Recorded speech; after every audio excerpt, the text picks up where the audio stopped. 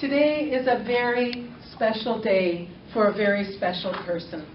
Today I have the honor of giving a toast on my mother's 90th birthday. Many of you call her Emma Bender, or you call her Oma, but I have the honor of calling her Mom.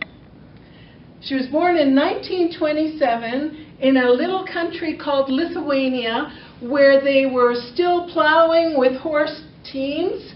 They didn't have electricity, and they didn't have running water.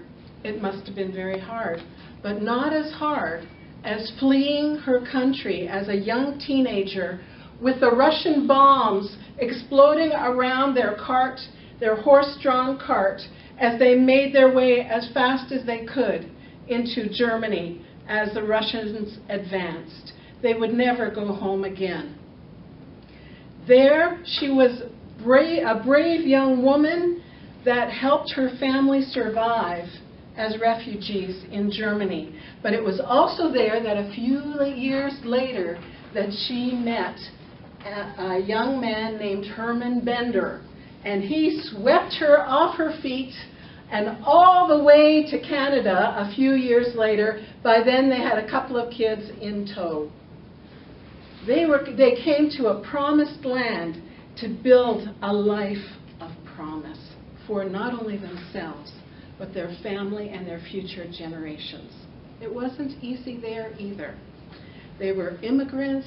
Mom didn't have language skills. They had nothing except one little trunk with a goose-down comforter from the old country.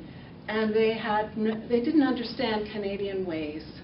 But Mom was a woman of pragmatic nobility and strength and determination. And whether she was learning English while she ironed her clothes, or raising her 4 children, or helping Dad with his construction business, or whether she was working part-time in a restaurant, she did it without complaint and with great energy.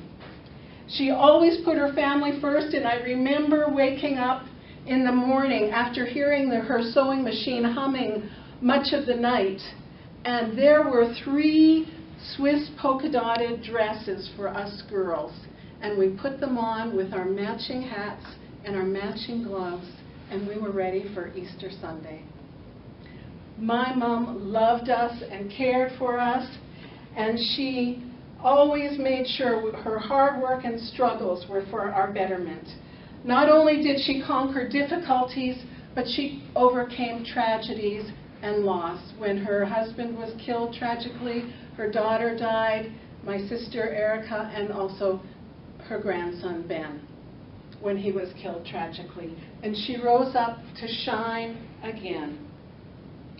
Today, we have all experienced Oma's kindness and goodness and generosity in so many ways.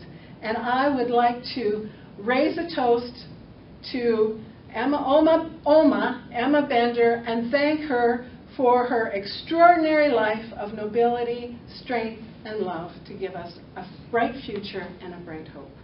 To Oma, Mr. Toastmaster.